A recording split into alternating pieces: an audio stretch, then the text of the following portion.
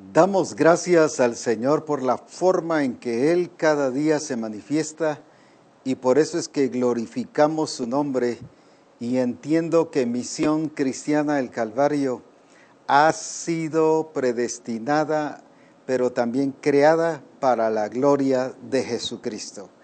Y en base a eso es que hoy estamos alabando a Dios y glorificándole con todo nuestro corazón, porque Dios es grande y Dios es bueno sobre todas las cosas. Estamos contentos por los diferentes medios que el Señor nos permite y llegar a todo el mundo, a las diferentes naciones. Se encuentra Misión Cristiana del y nos sentimos cercanos precisamente porque Dios está utilizando este recurso para llegar a ustedes y proclamar el nombre glorioso de nuestro Señor Jesucristo. Por eso alabamos a Dios y bendecimos la forma también en que se reúnen personas individuales, grupos de comunión familiar, familias, iglesias enteras, congregaciones enteras están reunidas, a las que los bendigo en el nombre de Jesucristo y declaro sobre todos los que están viendo y oyendo Reforma Apostólica la bendición de Dios sobre sus vidas. Y así es importante lo que Dios está haciendo y gracias a Dios por estos medios que Él nos ha permitido tener para poder llegar a ustedes y muy contentos de ver la bendición de Dios y la presencia del Señor en todas las cosas. Alabamos a Dios por su grandeza. Hemos estado hablando sobre 2 Corintios 5:17, cuando habla de que de modo que si alguno está en Cristo, nueva criatura es. Hemos estado enfatizando y estamos entendiéndolo mucho más, y el Espíritu Santo nos está hablando sobre que comprendamos bien lo que es estar en Cristo. Ya hemos hablado lo que Él ha hecho antes de redimirnos, lo que sucedió cuando nos redimió, que Él allá legalmente pagó todas las consecuencias, la condenación eterna que a nosotros nos correspondía. Por eso es que se llama misericordia, porque recibimos lo que no merecíamos. Era la condenación eterna y por eso su misericordia ha sido grande. Recibimos perdón, recibimos misericordia y la gracia de Dios fue manifestada. Y exaltamos a Dios porque Él cada día manifiesta su gracia en Misión Cristiana el Calvario. Hoy estaremos ampliando sobre lo que significa estar en Cristo y entendiéndolo ya más ampliamente para que podamos reconocer dónde estamos ubicados.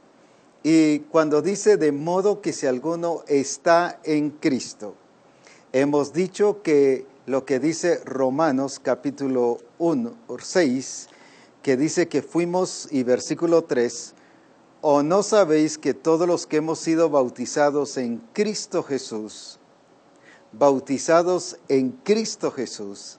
hemos sido bautizados en su muerte? El problema de la iglesia de Roma, como de las demás iglesias, era que no entendieron el estar en Cristo. El estar en Cristo fue parte de lo que Dios determinó hacer. 1 Corintios 1:30 dice, porque Dios nos puso en Cristo. Fue una determinación de Dios el ponernos en Cristo, el bautizarnos en Cristo, el introducirnos a Cristo, a modo de que nosotros podamos estar en Cristo. Pero al no entenderlo, solo se ve desde una perspectiva religiosa o filosófica, y es ahí donde surge la figura, la fantasía, y donde uno asume cosas que realmente no son, mientras que el Evangelio es realidad, es vivencia y es poder de Dios. El Espíritu Santo ha estado trabajando en nosotros para liberarnos y librarnos de todos esos conceptos religiosos tradicionales, costumbres que han venido a afectar la vida cristiana y yo diría a dañar el estilo de vida de la iglesia. Pero por eso gracias a Dios que el Espíritu Santo nos está hablando a nosotros y nos está haciendo entender de lo que el Señor realmente quiere hacer en nuestras vidas. Y es por eso cuando nosotros entendemos esto, que Dios quiere llevarnos hacia el camino correcto, la verdad gloriosa de Jesucristo, para que podamos hacer las cosas como Él realmente quiere que nosotros las hagamos. Ahora bien, el estar en Cristo Jesús significa que este evangelio que el Señor nos ha revelado es un evangelio que tiene que ver donde Cristo es el centro de todas las cosas. En otras palabras, se conoce el término cristocéntrico. Ahora, todo está centrado en Cristo Jesús. Si mi vida cristiana no está en Cristo, entonces no es vida cristiana, es vida religiosa o cualquier otra clase de vida, pero menos la vida en Cristo Jesús. Veamos aquí en el libro de Colosenses, donde la Escritura nos dice, por ejemplo, en Colosenses capítulo 1 y versículo 15, Él es la imagen del Dios invisible, el primogénito de toda creación. Pero leamos el 16, porque en Él fueron creadas todas las cosas, las que hay en los cielos y las que hay en la tierra, visibles e invisibles, sean tronos, sean dominios, sean principados, sean potestades. Escuche esto, todo fue creado por medio de Él y para Él. En el versículo 16 al principio dice, porque en Cristo, no solo por Él, no solo para Él, sino en Él fueron creadas todas las cosas. O sea, el constructor de todo, donde el Padre construye su propósito y su plan, es en Cristo Jesús. Y por eso es que es necesario que Cristo Jesús venga a la cruz, ya vino por supuesto, solo lo estoy narrando, venga a la cruz. ¿Por qué razón? Porque fue en Él que se construyó todo su plan y su propósito. Porque en Él fueron, ¿qué dice? Fueron creadas todas las cosas. No dice solo por Él y para Él. Más adelante sí lo dice. Versículo 17 también, y Él es antes de todas las cosas, y todas las cosas no dice que por Él subsisten, sino dice en Él, en Cristo. ¿Por qué? Porque fueron en Él construidas. Su plan y su propósito eterno fue trazado en la persona de Jesucristo. En la persona de Cristo, no en una doctrina, no en un sistema, ni siquiera en algo creado, porque no existía la creación en ese entonces, pero sí existía Cristo, sí existía Dios, el Hijo.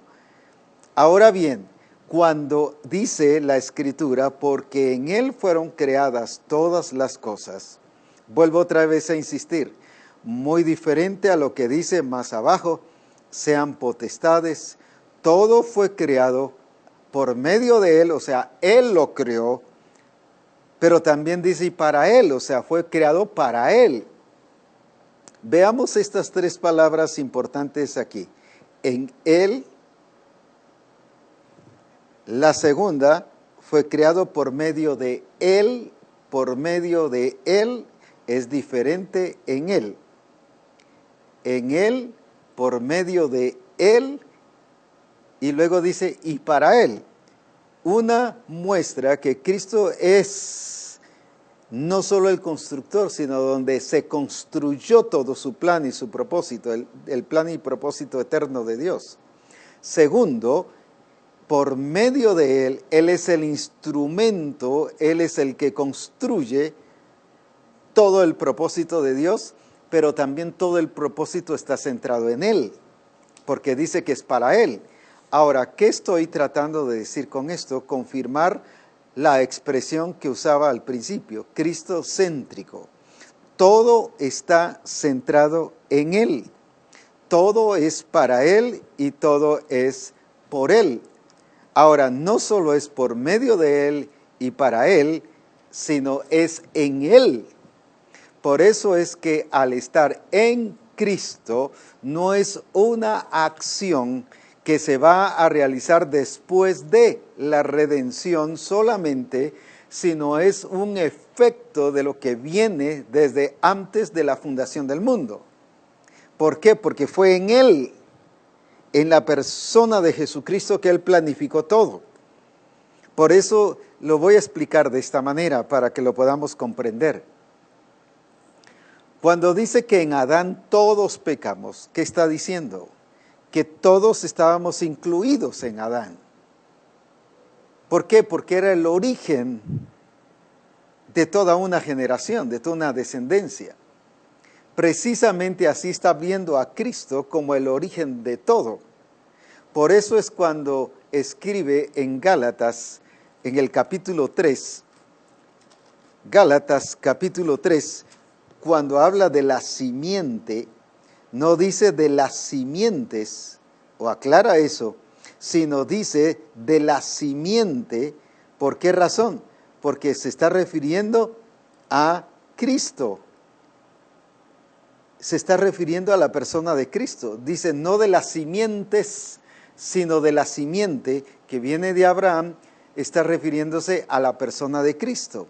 Ahora, esto no solo viene de Abraham, sino esto fue puesto precisamente porque Cristo, o porque Dios evangelizó a Abraham, y ahí fue puesta precisamente esa simiente en Abraham para que a través de Abraham pudiese venir Cristo. ¿Pero por qué?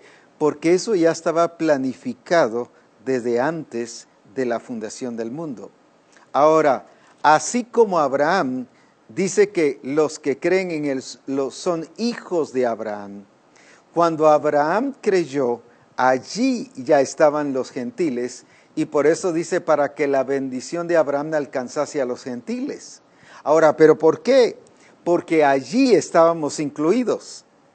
Lo que quiero enfatizar no es tanto el punto de vista histórico o el punto de vista técnico, sino el punto de vista de la inclusión que hemos tenido en Cristo Jesús, y lo estoy ilustrando sobre Adán y lo estoy ilustrando en el caso de Abraham.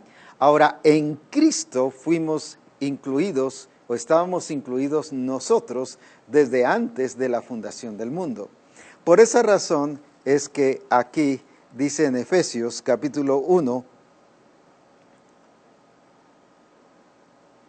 y versículo 3.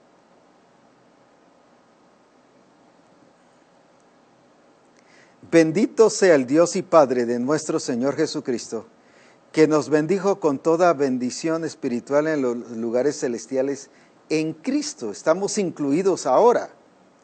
Según nos escogió en Él, ahora nos está hablando de lo anterior, de lo que hemos venido hablando, antes de la fundación del mundo, para que fuésemos santos y sin manchas delante de Él, sin mancha delante de Él. Ahora, nos escogió en Él, nos escogió en Cristo. Fíjese que dice que todas las cosas fueron creadas en Él. Por esa razón es que no fuimos escogidos aparte, porque si no fuésemos aparte de Cristo, sino fuimos escogidos en Él, donde fueron creadas todas las cosas. En Él ahora fuimos escogidos para ser santos y sin mancha delante de Él, de acuerdo a su propósito. Ahora, ¿por qué todo se deriva de Cristo? ¿Por qué razón? Porque en Cristo es donde está centrado todo.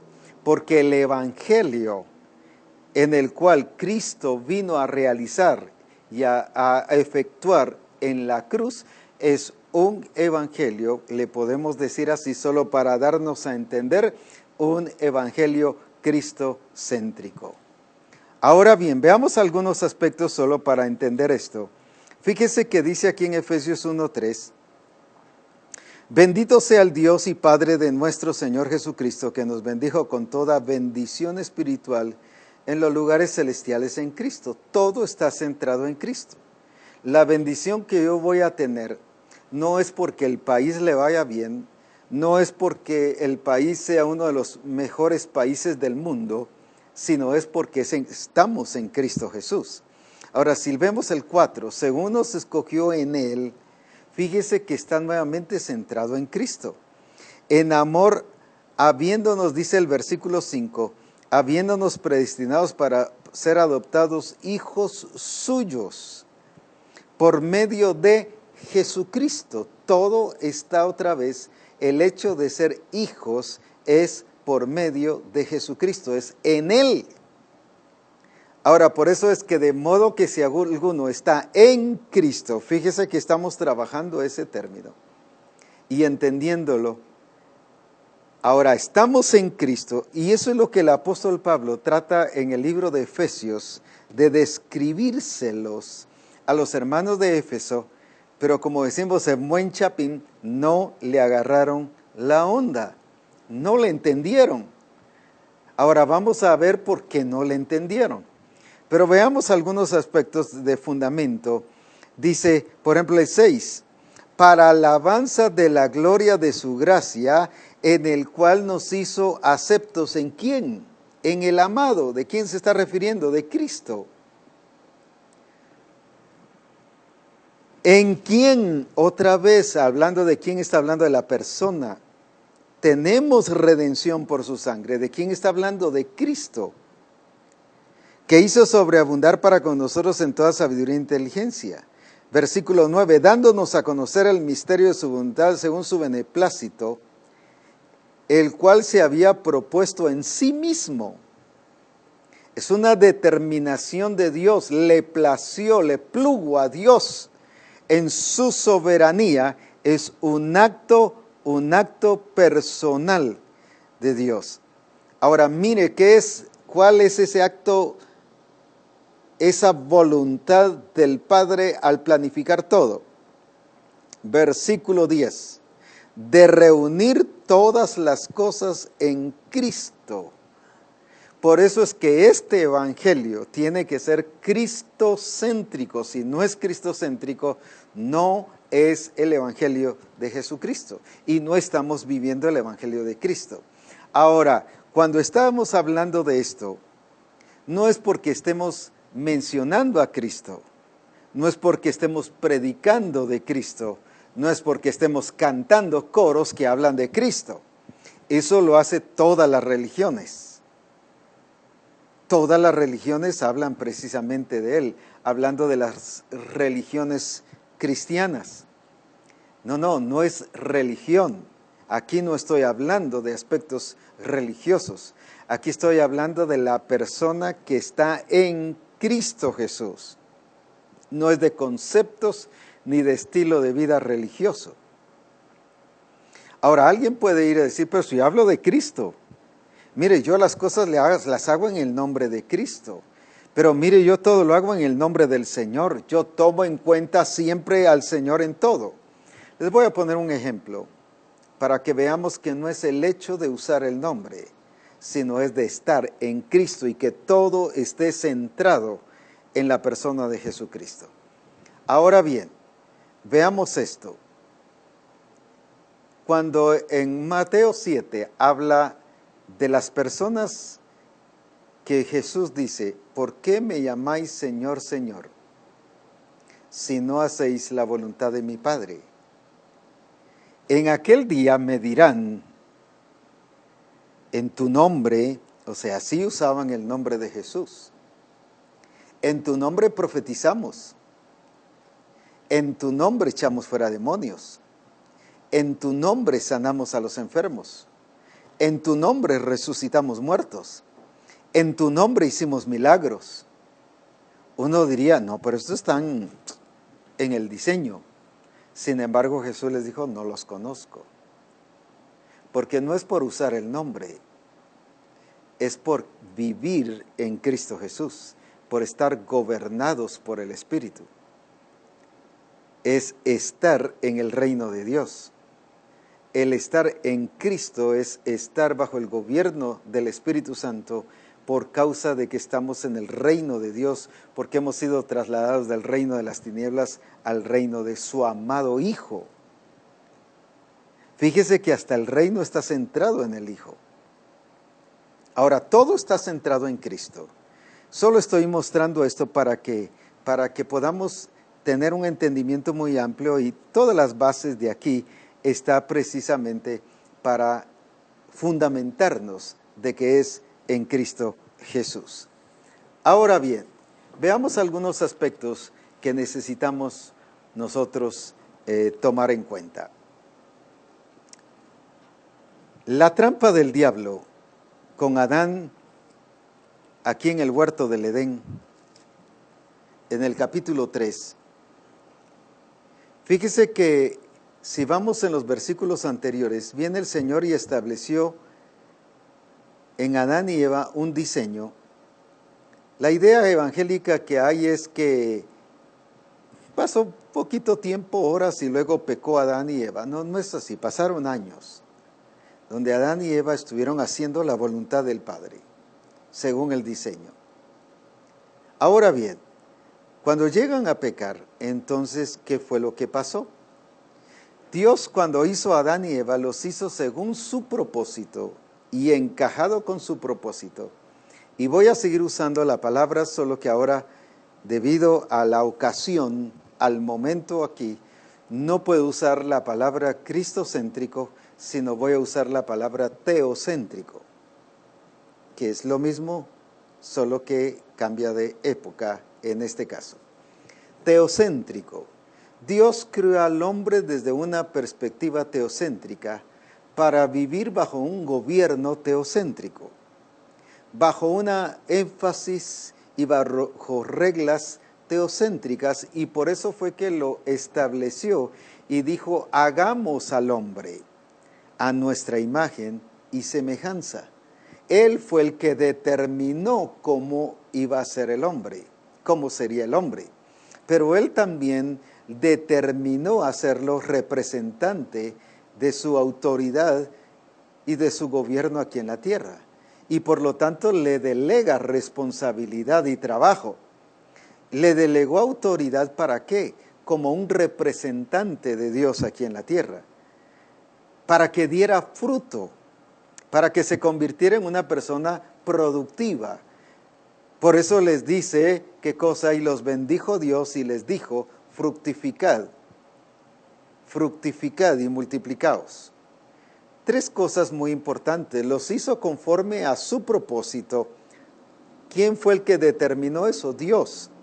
Los hizo representantes de su autoridad aquí en la tierra y les dio el trabajo de cuidar la tierra y de administrarla según la ordenanza que Dios le había dicho, no según lo que Adán quería que se hiciera. ¿Quién estableció eso? Dios. Tercero, les dijo fructificad y multiplicar, porque el fructificar y el multiplicar es producto del diseño de Dios y reconocimiento de que estamos, en este caso, hablando de este momento, en una base teocéntrica. ¿Qué significa? Donde Dios es el centro de todas las cosas. ¿Para qué creó al hombre? Dice en Efesios, los creó para alabanza de su gloria. Pero viene el enemigo. En otras palabras, cuando dice para alabanza de su gloria, es para satisfacción de él, no es para satisfacción del hombre.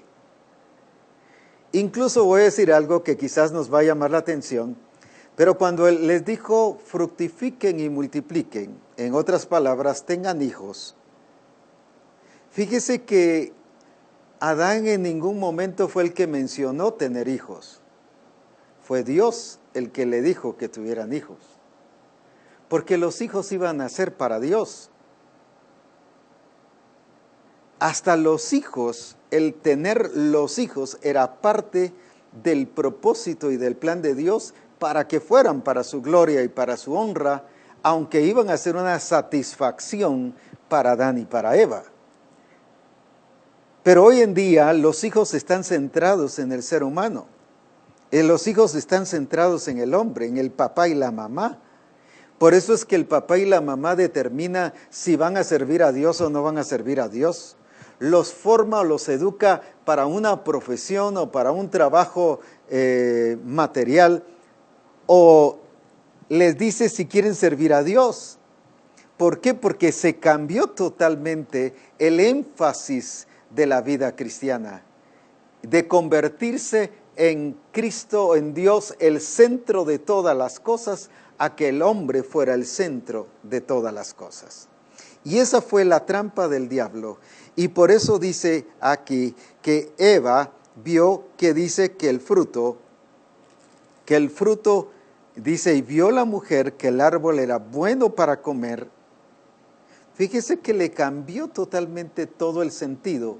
Por eso dice, voy a volverlo a leer, aunque ya lo he leído muchas veces, aquí en 2 Corintios 11:3, pero solo para recordar. ¿Qué dice 2 Corintios 11:3?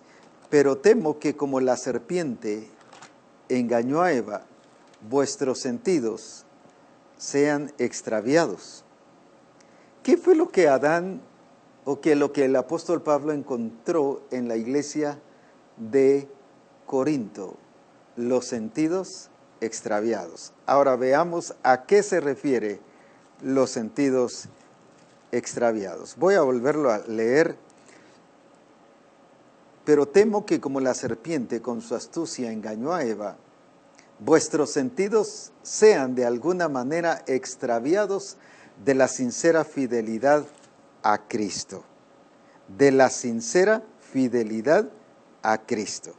Ahora bien, ¿qué significaba eso de extraviar los sentidos?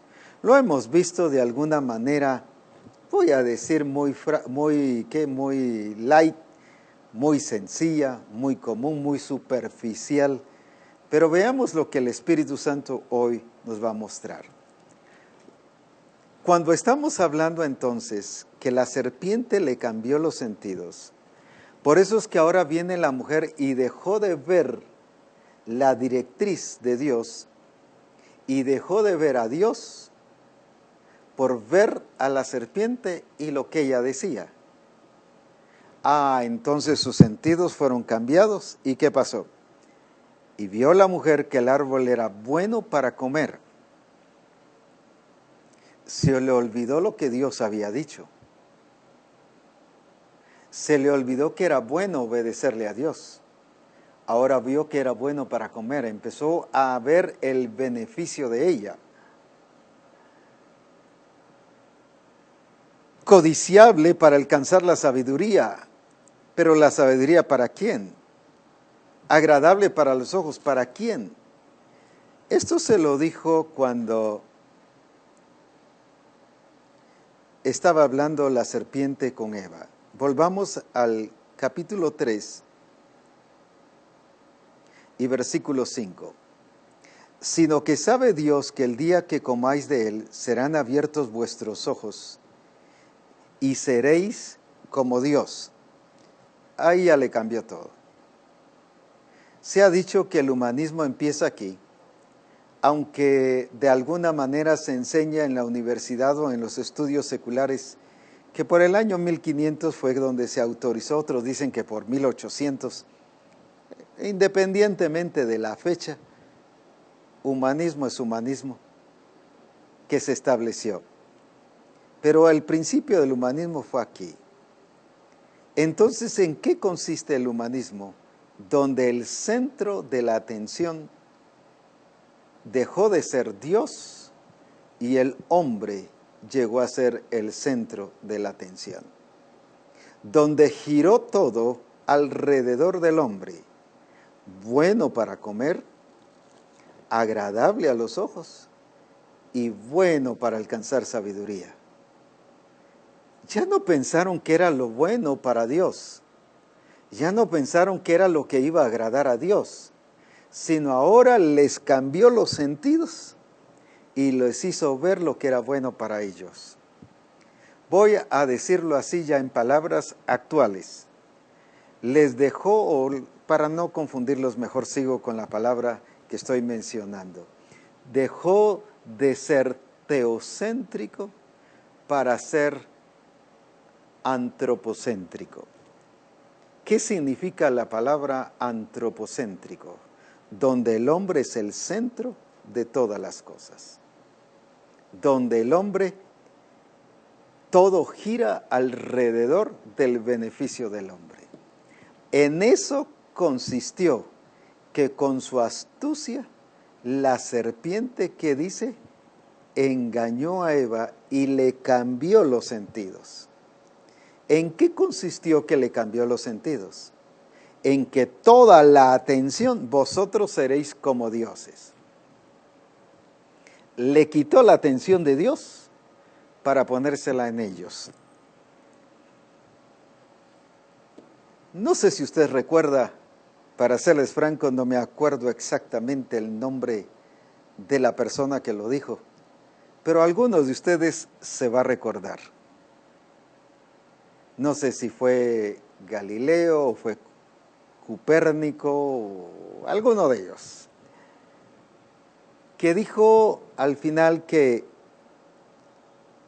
estaba el Sol y todos los planetas giraban alrededor del Sol. Cuando Dios hizo al hombre, está Dios y todo gira alrededor de Dios. Y dice la Escritura que todo fue creado en Él, hablando de Cristo, por medio de Él y para Cristo, todo centralizado en Dios. Ese es el diseño de Dios. Voy a volver a decirlo, porque eso es exactamente. Ese es el diseño de Dios. Ahora vamos a ver que lo que generalmente vivimos no es según el diseño de Dios, donde esté centrado en Cristo. Ya dije que el que hablar de Cristo, cantar a Cristo, hacer las cosas en el nombre de Cristo, yo voy a salir a predicar a tal parte en el nombre de Cristo. Todos estos, aquellos que ya les mencioné, que hacían las cosas en el nombre del Señor, sin embargo les dijo, no los conozco. Porque no estaba centrado en Cristo, sino centrado en ellos, aunque utilizaban el nombre de Cristo.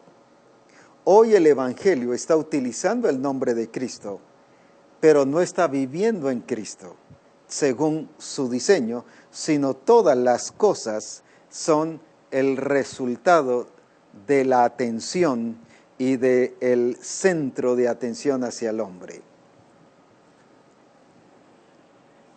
Voy a explicar esto y quizás les produzca un poquito de lucha o batalla, pero el diseño es el diseño, aunque tengamos un sistema introducido en nuestro entendimiento. Y el Espíritu Santo nos está llevando precisamente para eso, para que podamos nosotros entenderlo desde la perspectiva que el Señor quiere que nosotros lo entendamos. El propósito de la redención para muchos, y hoy la iglesia predica un evangelio antropológico o antropocéntrico, un evangelio centrado en el hombre. Cristo vino para morir por el hombre, para salvar al hombre, para redimir al hombre, para que el hombre fuera sano, para que el hombre esté bien, para que el hombre sea restaurado, para que el hombre, o sea, sí tiene esos efectos, pero el fin de ello no era beneficiar al hombre.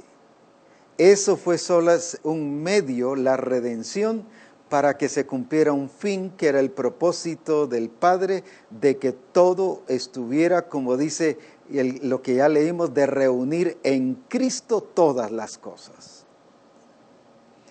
Pero ¿qué se predica hoy? Un evangelio hacia el hombre. Incluso cuando yo estudié teología en la Mariano Gálvez, en ese tiempo que estaba aquí la guerrilla manifestada, expresándose en su mayor fuerza, se empezó a dar lo que se conocía y se enseñaba en las universidades, la teología de la liberación. No estoy hablando de la teología de liberación de demonios, sino estoy hablando de la teología de liberación, donde se predica de un evangelio hacia los pobres y de una lucha social. Incluso ahí mismo decían que Jehová era guerrillero, y lo dijeron así en todas las palabras literales, porque él era Jehová de los ejércitos, y que por lo tanto le gustaba la guerra, mandaba matar a las personas y un sinfín de locuras y de cosas que usaban la Escritura para adaptarlo a su ideología. ¿Qué quiero decir con esto? Un evangelio centrado en los pobres, un evangelio centrado en el hombre. Si usted ve la evangelización que se hace hoy en día, es un evangelio que va, una evangelización que va centrada en las necesidades del hombre. Por eso es que, como se ha evangelizado mal, los que no necesitan nada no encuentran ninguna urgencia de convertirse a Jesucristo. El evangelio, decimos, es para, aunque lo es, pero solo quiero quitar el énfasis, para las prostitutas, para los ladrones, los secuestradores, los drogadictos, todos los que están mal.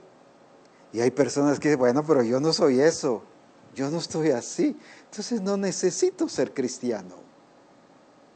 Está dirigido hacia un grupo, llamémosle así, hacia un grupo social, o sea, un grupo donde hay una crisis. Cuando el evangelio no está dirigido para una crisis. Usted que necesita a Cristo, usted que está perdido, usted que está mal, usted que está pobre, el Señor lo va a sacar de su pobreza. El evangelio no es eso, aunque produce ese efecto. Pero el evangelio no es para eso. El evangelio, el propósito de Cristo al redimirnos era introducirnos en Cristo, era unirnos a Cristo. Por eso dice, de modo que si alguno está en Cristo, independientemente si haya sido adúltero, fornicario, drogadicto, prostituta, ladrón, borracho, o que no haya sido nada de eso, aunque esté bien, la Escritura dice que usted, por cuanto todos pecaron, están destituidos de la gloria de Dios. Alguien dirá, pero si yo estoy bien, yo no soy eso. Sí, pero ha sido pecador por cuanto fue constituido pecador por causa del pecado de Adán y Eva, necesita arrepentirse y convertirse a Jesucristo. Entonces, el evangelio no es solo para los malos. El evangelio no es solo para los enfermos. El evangelio no es solo para los que necesitan una intervención divina. El evangelio es para todos los seres humanos.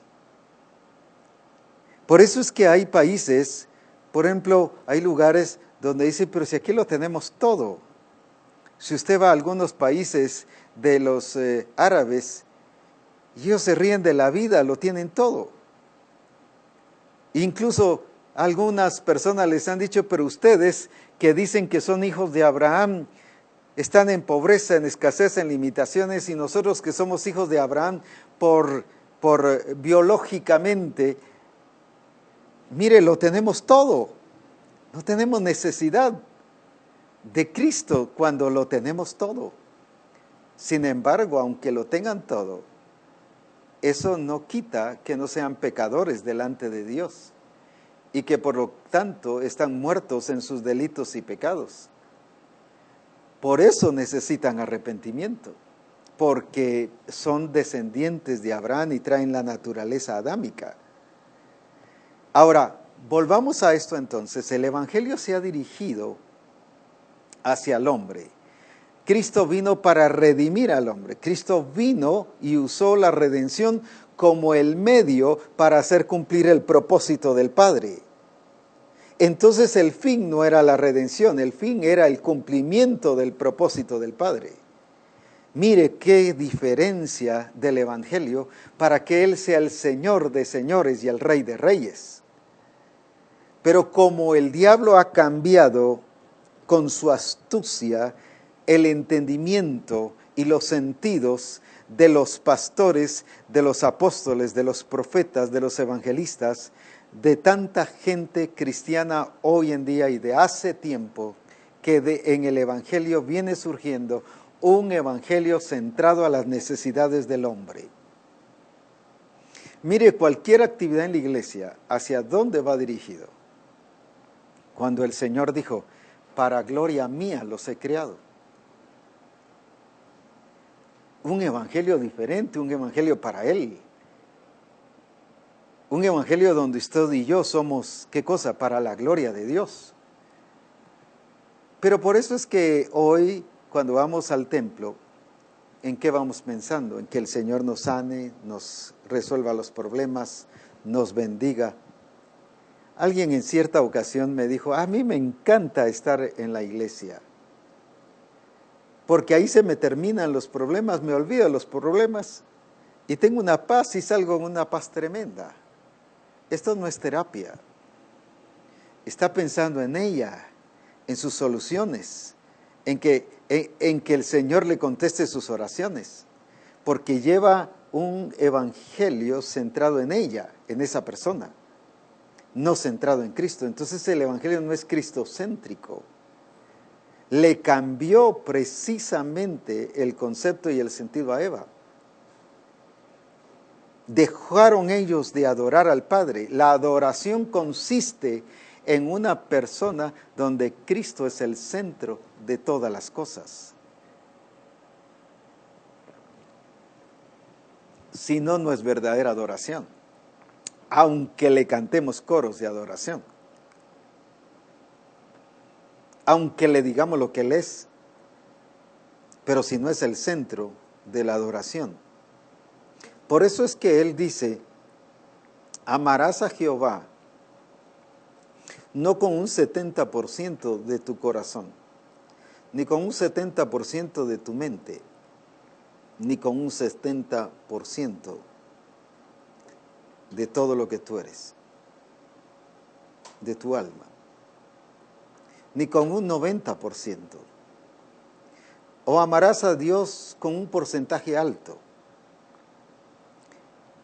El apóstol Ronald en uno de estos domingos ponía como ejemplo, ¿qué tal si alguien, un esposo, llega con su esposa y le diga, mira, mi vida, mi cielo, yo te amo con todo mi corazón, yo te amo, tú eres la persona a quien amo mucho más, pero 5 días a la semana te voy a amar y los otros 2 días yo voy a amar a otra persona. Pero si hacemos la equivalencia, en porcentajes te estoy amando a ti más que a otras personas. Yo sé que inmediatamente reaccionaron, especialmente las esposas, al oír esto, y dirían, no, ¿cómo va a ser eso? Te reprendo, le diría. ¿Cómo va a creer que eso pueda darse? ¿Quién va a aceptar eso? Sin embargo, en la congregación pasa eso. A veces son 2 o 3 días que le dedicamos al Señor y 4 o 5 días lo dedicamos para nosotros mismos. ¿Dónde está el centro de la atención? Porque si Cristo es el centro de nuestra vida, quiere decir que la prioridad sobre todo es Cristo. Ese fue el problema de la iglesia de Éfeso cuando el Señor le dice en Apocalipsis 2, tengo contra ti que has dejado tu primer amor. Algunos dicen que el primer amor es ese periodo de enamoramiento al principio y que se quita y se terminó como una luna de miel. Recuerdo que una vez molestando a una hermana. Le digo, ¿qué tal? Dice, fíjese que fuimos con mi esposo a tal parte y salimos, viera qué bonito estuvo. Ah, se fueron de luna de miel. Y aunque suena así un poquito grotesco, pero dice, pues solo de luna, porque miel ya no había, pues. Porque ese periodo de romance se había terminado. Y muchos cristianos creen que la vida cristiana es de un periodo de romance al estilo de matrimonio. Cuando dice que has dejado tu primer amor, le está diciendo has dejado de que yo sea el primero. No está hablando de una etapa, no está hablando de un periodo. Está hablando de una actitud de amar a Dios con todo el corazón, no con un porcentaje alto. No que yo te amo más, pero amo más mi trabajo. Amo a Dios, pero amo también la universidad. Amo a Dios, pero amo también a mi familia. Amo a Dios, pero amo también todas las cosas. No estoy diciendo que deje de amar las cosas, porque si ama a Dios va a amar a su familia. Si ama a Dios va a hacer su trabajo correctamente. Si ama a Dios va a amar sus estudios, va a amar todo lo que haga. Ese amor será un amor resultado de amar a Dios en primer lugar y sobre todas las cosas. Amarás a Dios de todo tu corazón, con toda tu alma y con todas tus fuerzas. Eso es un evangelio cristocéntrico. Pero cuando yo amo a Dios un 80%, pero un 20% lo amo para mí, entonces quiere decir que ese evangelio está mezclado y no es cristocéntrico, aunque lo estoy amando más. Fíjese que la iglesia de Éfeso en Apocalipsis 2 dice que hacían las cosas por amor de su nombre, por amor de mi nombre, dice el Señor. Pero aún así les dijo, ustedes han dejado de que yo sea el primero en ustedes. Entonces no es porque yo amo, sino es porque tengo que amarlo el 100%. Recuerdo que una vez leí un libro, y ya lo conté aquí, y ese libro tenía que ver sobre la actitud hacia Dios. Y era sobre una persona que se había entregado al Señor, un ruso.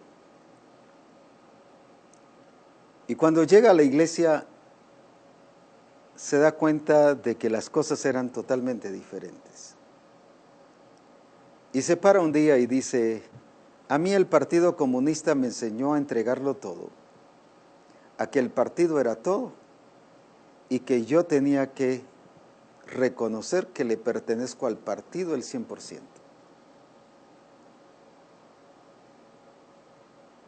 Pero vengo a la iglesia porque me hablaron que Jesucristo es el Señor y que Jesucristo es la cabeza de la iglesia y que Él es el Rey. Yo vine entendiendo que Jesucristo es todo. Pero ahora que vengo a la congregación y les miro el estilo de vida de cada uno de ustedes, veo que Cristo es algo, pero no es todo. Así que muchas gracias y vuelvo al Partido Comunista.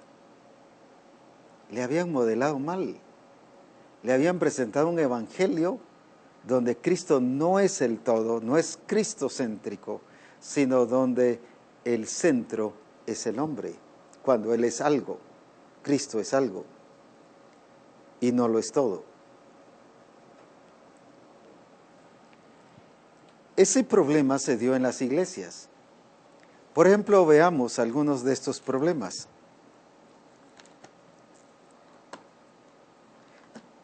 ¿Se da cuenta de lo que significa estar en Cristo? Entiendo que después de esto algunos como que van a querer convertirse de nuevo. Romanos 12:2. No os conforméis a este siglo.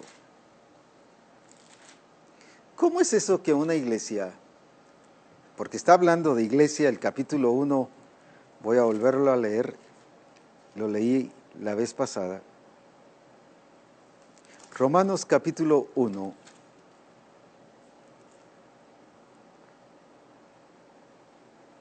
Y versículo 21, para que vea de quién estoy hablando. No estoy hablando de impíos, de inconversos, estoy hablando de una iglesia que conoció a Dios, pero se perdió. Pues habiendo conocido, 1:21, pues habiendo conocido a Dios, y vuelvo otra vez a leerlo, habiendo conocido a Dios, ¿qué pasó? No le glorificaron como a Dios. Entonces Dios solo fue una religión. Dios era un Dios cualquiera. No era el Dios verdadero, no era el único Dios. El único Dios. Por eso es que habla de un evangelio teocéntrico o cristocéntrico. Él es el único Dios, no hay otro. Ahora bien, no le glorificaron como a Dios ni le dieron gracias, sino que se envanecieron en sus razonamientos y su necio corazón fue entenebrecido. Ellos eran los importantes, el punto, todo radicaba, las decisiones ya no radicaban en Dios, su origen no era en Dios, sino las decisiones eran su origen en las personas, en sus razonamientos, en su lógica. De esta iglesia es la que les estoy hablando y por eso dice, no os conforméis a este siglo. Ahora entiende por qué tenían la forma de este mundo.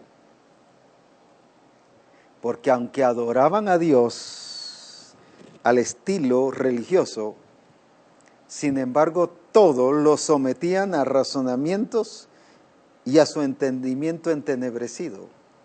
Y por lo tanto los llevaba a desobedecer a Dios. Y por eso fueron entregados a pasiones vergonzosas. Una iglesia.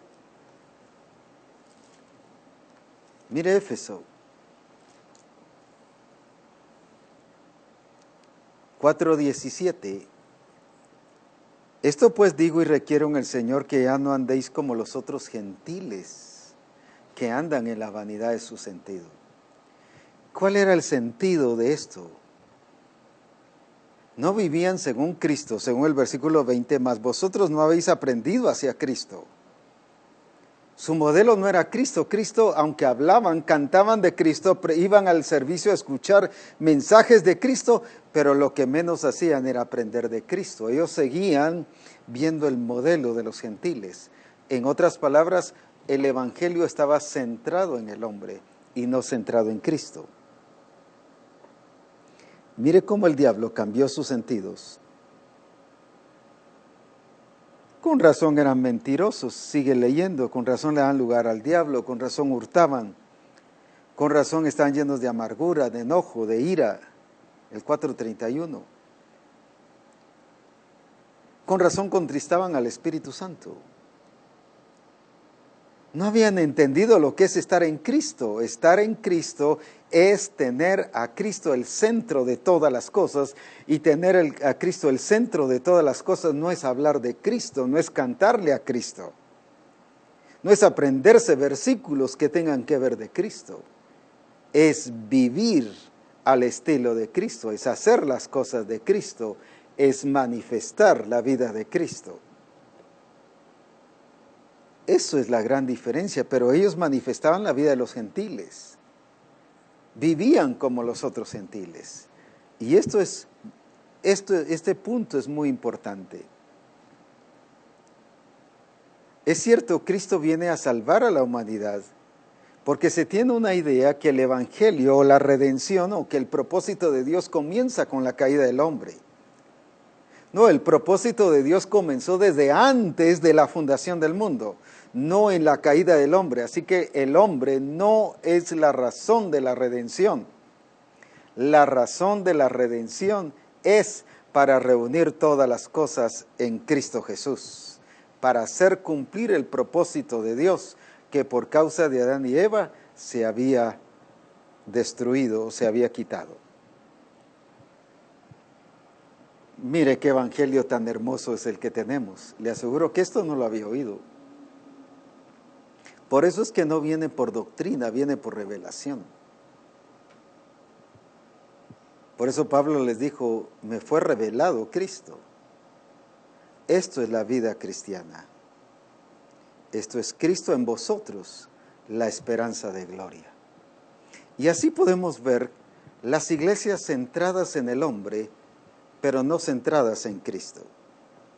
Y cuando analizamos el día de hoy a las iglesias, encontramos a las iglesias centradas en el hombre.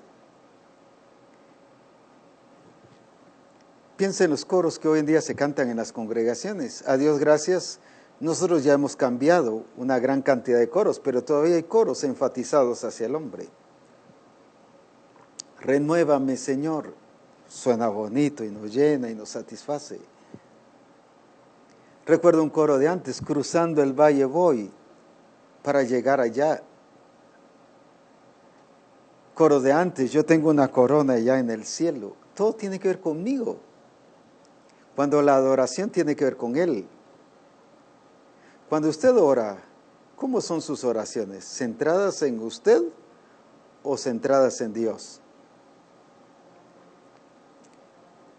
Mire, Cristo nos dejó el modelo de oración. Padre nuestro que estás en los cielos, santificado sea tu nombre. ¿Por qué quería que el reino de Dios se estableciera en la tierra? No por causa del hombre. Venga tu reino, sea hecha tu voluntad. Mire, todo es dirigido hacia Él, aunque son cosas que van a pasar aquí en la tierra. Todo está centrado en Él. No centrado en el hombre, aunque son experiencias que van a tener los hombres. Era un reino que iba a estar aquí en la tierra, pero no era un reino para los hombres, era un reino para que se hiciera la voluntad del Padre. Pero nuestras oraciones, ¿hacia quién están dirigidas?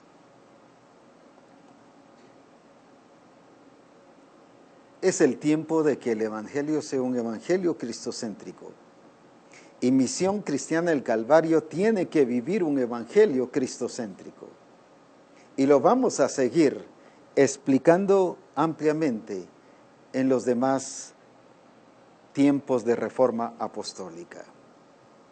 Y por eso es que necesitamos entender bien el nuevo nacimiento. ¿Y sabe qué es lo glorioso que nos ha pasado? Primero el Señor nos llevó a obedecer y nos llevó a que nos bautizáramos, para que ahora entendiéramos este nuevo nacimiento desde esta perspectiva cristocéntrica. Si no hubiéramos obedecido y no nos hubiéramos bautizado en este orden del Señor, no tuviéramos nuestro entendimiento abierto sobre esta claridad de la vida cristocéntrica, de lo que es, de modo que si alguno está en Cristo, porque vuelvo a leer el pasaje, de reunir, Efesios 1:10, todas las cosas en Cristo Jesús. Dice las que están en los cielos y las que están en la tierra. Un evangelio cristocéntrico donde todo es en Él, por medio de Él y para Él. Por eso es que gracias a Dios por el nuevo nacimiento, cómo el Señor nos lo está revelando y cómo lo podemos entender y cómo el diablo ha venido a cambiar nuestros sentidos para entenderlo desde una persona, desde una forma puramente humanista, a través de razonamientos y con entendimiento entenebrecido. Eso es llevar el evangelio a un evangelio centrado en el hombre, en sus necesidades, en su situación y en su crisis. Cuando todo es para Él, en Él y por medio de Él y para la gloria de Él. Por eso es que el nuevo nacimiento necesitamos entenderlo correctamente. Cuando estamos hablando del nuevo nacimiento, estamos hablando precisamente cuando dice que el que nace de nuevo no peca porque la simiente de Dios está en él. Y hemos hablado muchas veces de la semilla, y es cierto, significa semilla, simiente, pero no es esa semilla como la que nosotros comúnmente entendemos, y lo voy a explicar ahora, sino es una semilla que tiene que ver con vida, con la genética, con la savia que lleva, que da origen a la vida y que establece la vida de Cristo en nosotros. Lo voy a explicar de esta manera y voy a tratar de ilustrarlo de esta manera para hacerlo más entendible. Dice que la semilla de Dios es puesta. Esta es una semilla de mango. La semilla de Dios. Ahora, ¿qué hemos entendido? Que esta semilla es puesta en nosotros. Pero fíjese que según la Escritura, lo que debe pasar con la semilla, vamos a Juan capítulo 12, y versículo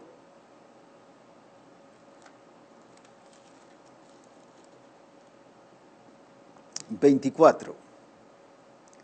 De cierto os digo que si el grano de trigo, está hablando de la semilla, no cae en la tierra, es sembrado, y muere, queda solo.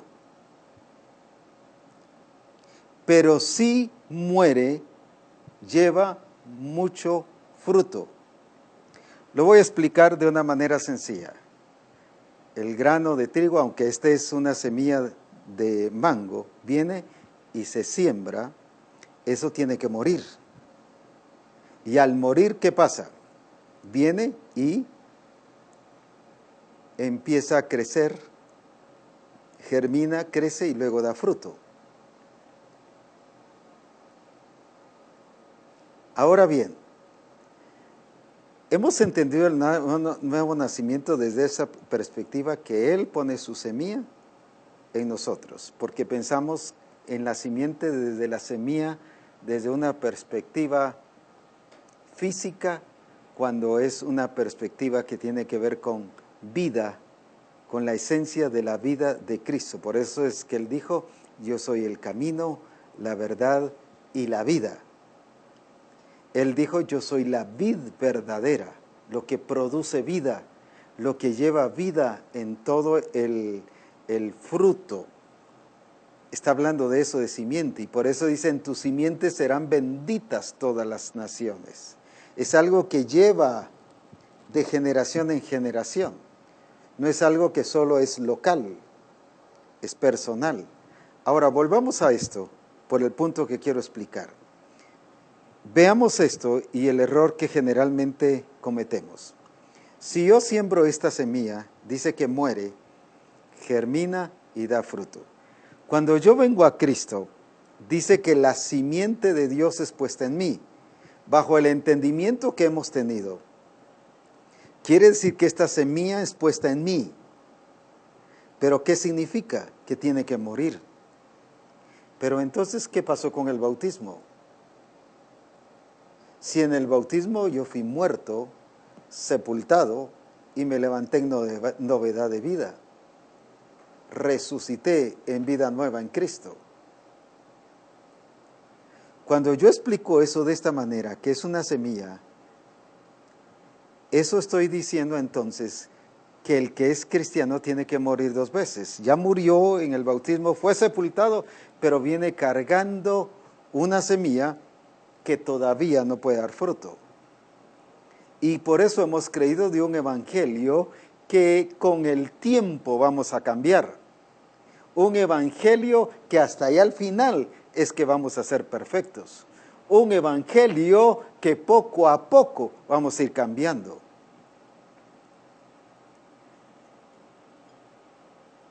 Esta experiencia, hablo de la muerte, sepultura y resurrección, pasó desde el momento en que yo hice todo el proceso de conversión, el proceso de salvación.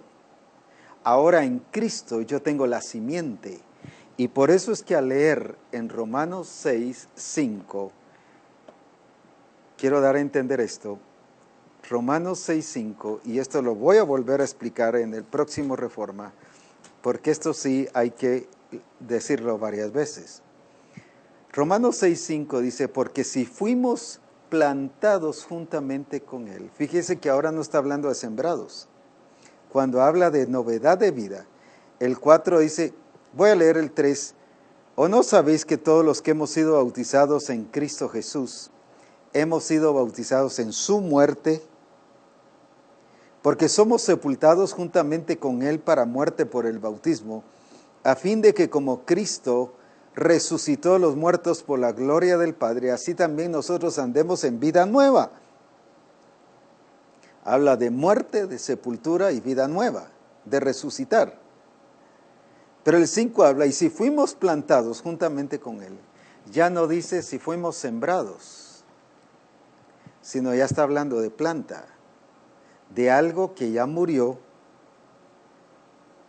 una semilla que ya murió, que ya empezó a germinar. Veamos la diferencia entonces entre esto y lo voy a ilustrar con esto. ¿Por qué usé una semilla de mango? Porque lo único que podía tener ahorita a la mano era una planta de mango. Esta es una planta de mango. Y por eso es que estoy utilizando la semilla de mango. Si yo dijese que la vida cristiana es cuando vengo a Cristo y nazco de nuevo, la simiente de Dios es puesta en mí, y lo traduzco desde la perspectiva de semilla, quiere decir que lo que me queda como paso siguiente es muerte. Y que yo no puedo crecer si primero no muero. Pero eso ya pasó. Eso ya sucedió. Fui juntamente, dice en el bautismo en Cristo, fui juntamente bautizado en su muerte, bautizado en su sepultura y bautizado juntamente con Él para ser resucitado. Y luego fui plantado. Ahora, entonces, ¿qué pasa en la vida en Cristo? Eso significa que si toda esta experiencia pasó de muerte, de sepultura y de resurrección, ahora la simiente en Cristo tiene que ver con la vida de Cristo, y yo soy, dice, plantado juntamente con Cristo. Y no es puesta una semilla, sino es puesta una planta, es Cristo mismo quien es la simiente. No es una semilla, es Él como persona fue puesto en nosotros. Por eso habla de que fuimos plantados juntamente con Él. Y lo voy a explicar con este versículo. Con Cristo estoy juntamente crucificado. Ya no vivo yo, mas vive. No está hablando de una semilla que se va a morir para luego crecer. No está hablando de vida. Vive Cristo en mí, y por eso soy plantado en Cristo. Porque Él es vida, Él es el que da la savia, Él es el que da la vida. Por eso es que en la cena del Señor dice, el que come mi pan, el que come mi carne y bebe mi sangre tiene vida. Esa es la simiente de Dios que va hacia todos aquellos que reconocemos que Jesucristo es el Señor de nuestras vidas. Pero no está hablando de una semilla que va camino a morir. No, es porque en Cristo hemos muerto, en Cristo hemos sido sepultados, en Cristo hemos resucitado, y ahora está la vida de Cristo en nosotros. Por eso es que somos llamados a dar fruto. Por eso es que tenemos la responsabilidad de dar fruto. Por eso es que nuestra única opción es dar fruto, no tenemos otra. Porque ya fuimos plantados en Cristo. Pero si lo vemos tradicionalmente, con el mensaje centrado en el hombre, es puesta la semilla, esta semilla tiene que ser enterrada, ahí tiene que pasar un proceso de muerte, empieza a germinar y a salir la semilla. Con razones que entendemos, no, si yo poco a poco ir cambiando, no, si yo con el tiempo, no, si él no puede producir ningún fruto, porque todavía tiene que madurar, decimos, todavía le falta tiempo, no ha crecido. Si apenas es un bebé espiritual, pero ya ha sido plantado en Cristo, porque estamos pensando desde la perspectiva de semilla, que va al proceso de morir para resucitar y germinar. Cuando todo eso, ya estamos resucitados juntamente con Cristo y por eso es que hemos sido plantados en Él y tenemos una vida gloriosa en Cristo Jesús. Esta es la vida nueva en Cristo. No son personas que van camino a morir para germinar y crecer. Son personas que tienen la vida en Cristo. Por eso dice, de modo que si alguno está en Cristo, nueva criatura es. No dice que va a llegar a ser. Es. ¿Por qué? Porque ahora no es una semilla, ahora es Cristo mismo. Nosotros hemos sido plantados en Cristo. Algo que tiene vida, algo que va a dar fruto. Esto no da fruto, esto primero tiene que morir. Entonces estamos hablando de un evangelio que lleva al cristiano a morir 2 veces. Y eso dice la Escritura, que Cristo no puede morir 2 veces. Una sola vez murió por nosotros y por todas. Pero cuando Él murió fuimos identificados con Él. Y cuando yo me bautizo aplico esa identificación con Él. Y por eso es que estoy en Cristo Jesús, plantado juntamente con Él. Y puedo decir como el apóstol Pablo, ya no vivo yo, mas vive Cristo en mí. ¿Por qué? Porque ahora hay vida. No vamos camino a morir, vamos camino a crecer y a dar el fruto glorioso de Cristo manifestándose en nuestra vida para la gloria de su nombre. Y por eso es que podemos dar el fruto. ¿Por qué? Porque el camino siguiente de ser plantados es dar fruto. Entonces yo no tengo opción si voy a dar fruto o no. Ay, es que no puedo, es que mire, a mí me da pena. No, el camino usted por causa de estar en Cristo Jesús es que va a dar fruto. Lo voy a decir de esta manera así tan franco, no hay otro camino, no hay otra opción, no hay una segunda propuesta, no hay una segunda opción. Si no da fruto, el resultado es que será echado fuera, como mal pámpano.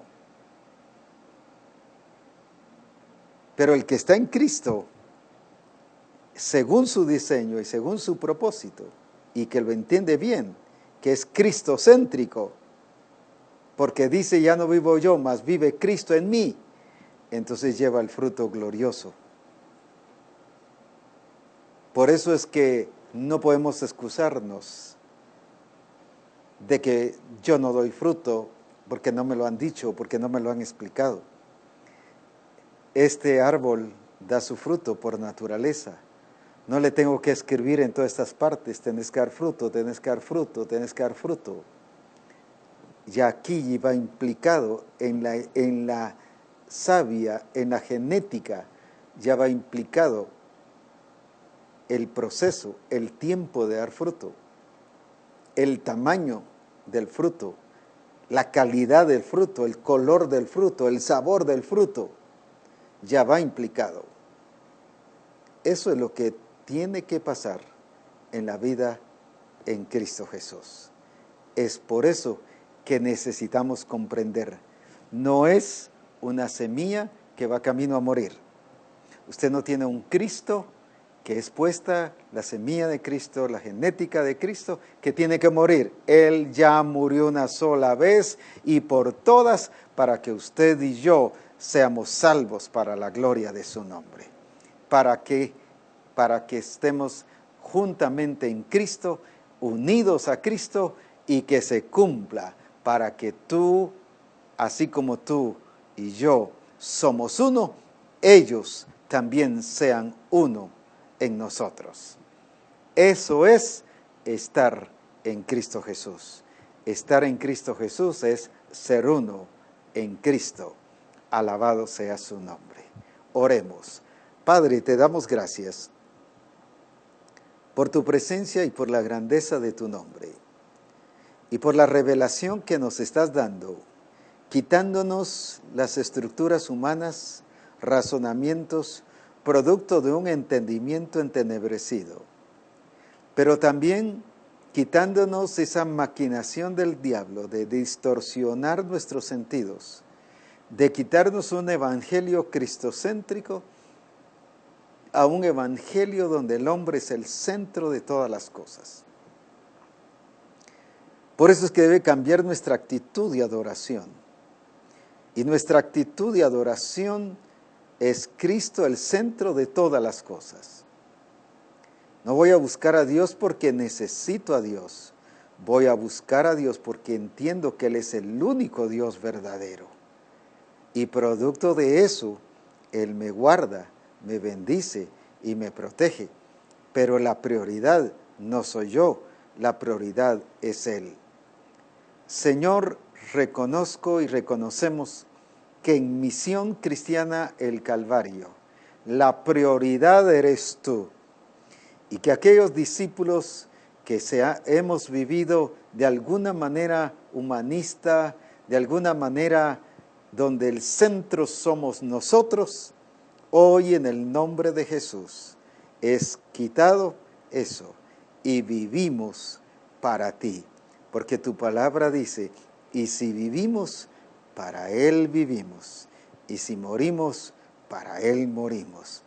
Porque en Él fueron creadas todas las cosas, y por medio de Él, y para Él. Y también dice que el propósito fundamental del plan eterno, del diseño de Dios, es reunir todas las cosas en Cristo Jesús. Misión Cristiana el Calvario lo entiende así, lo cree así y lo vivimos así, lo vamos a vivir así para exaltar y glorificar tu nombre. En Cristo Jesús. Amén. Amén.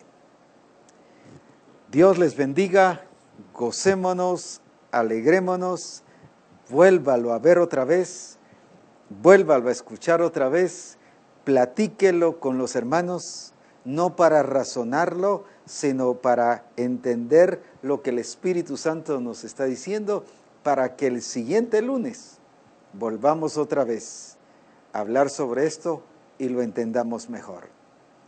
Dios les bendiga y una semana gloriosa en Cristo Jesús.